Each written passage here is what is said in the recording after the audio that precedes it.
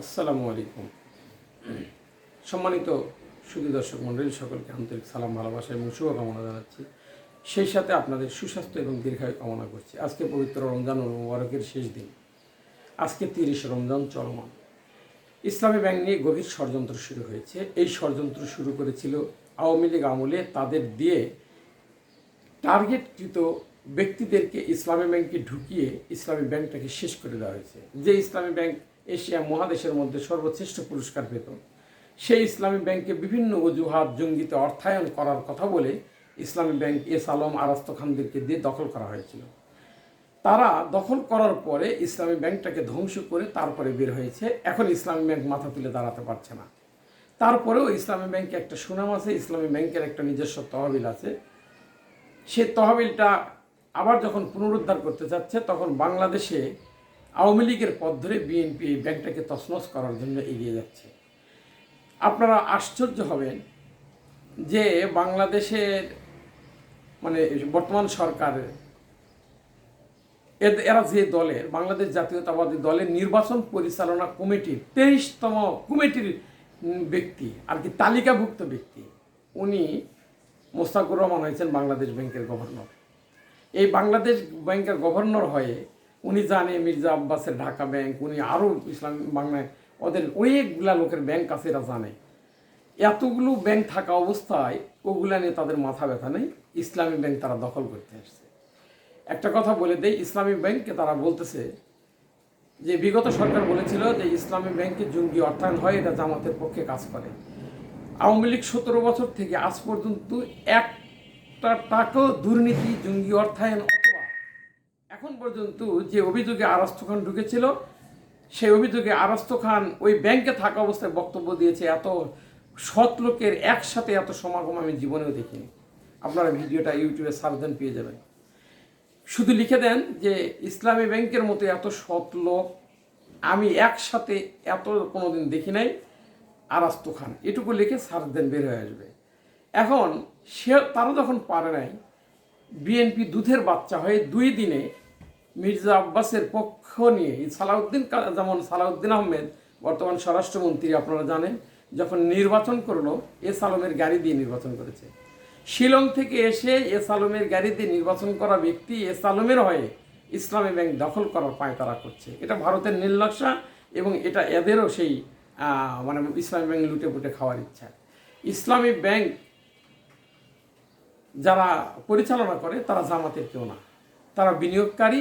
এটা সৌদি আরবের দুইজন পরিচালক থাকেন, আর বাকিগুলো বিভিন্ন বিনিয়োগের ক্ষেত্রে বিভিন্ন স্বতন্ত্র পরিচালক হিসেবে নিয়োগ পান। এখন এইখানে দলীয় প্রভাবমুক্ত করবে যিনি দলীয় নির্বাচন পরিচালনা কমিটির 23তম ব্যক্তি, মোস্তাকুর রহমান, বিএনপির নির্বাচন পরিচালনা কমিটির 23তম ব্যক্তি বলে ইসলামী ব্যাংক দলীয় প্রভাব মুক্ত করা হবে। তার মানে ইসলামী ব্যাংক নিয়ে একটি সুগভীর ষড়যন্ত্র শুরু হয়েছে। আমি বাংলাদেশ জামাত ইসলামী সহ যারা ইসলাম প্রিয়, যারা বিভিন্ন স্কলার্স এবং ইসলামী আন্দোলনের সাথে যারা যুক্ত, তারা এখনই শক্ত হাতে এদেরকে প্রতিহত করুন। কারণ একটি সাজানো বাগান ধ্বংস করতে একটি বানরই যথেষ্ট। সেখানে হাজার হাজার বানর এই ইসলামী ব্যাংকে ঢুকে পড়ার চেষ্টা করছে।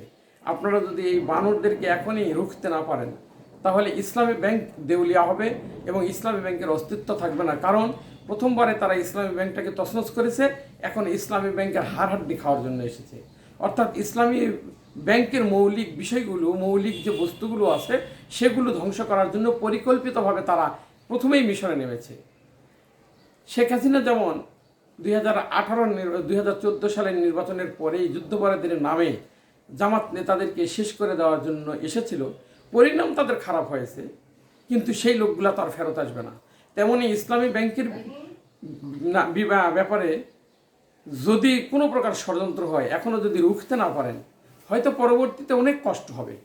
তাই এই চাঁদাবাজরা বাংলাদেশের সব যেখানে যেখানে চাঁদা কালেকশন হবে, ফ্যামিলি কার্ডে 2000 টাকা করে নিচ্ছে। যারা দিতে পারছে না তাদেরকে দিয়ে, সেখানে তারা ফ্যামিলি কার্ড দিচ্ছে না।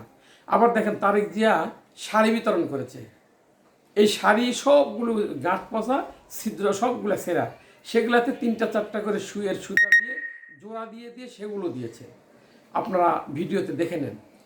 এখন যদি ইসলামী ব্যাংকের ব্যাপারে কেউ ছাড় দেয়, জামাত ইসলামের উচিত হবে না ইসলামী ব্যাংকের মতো একটি সুপ্রতিষ্ঠিত ব্যাংকে কোনো হুতুম পেঁচা বা বানর এই সাজানো বাগানকে ধ্বংস করবে, অথচ জামাত ইসলামী বসে বসে দেখে আল্লাহর কাছে দোয়া করবে।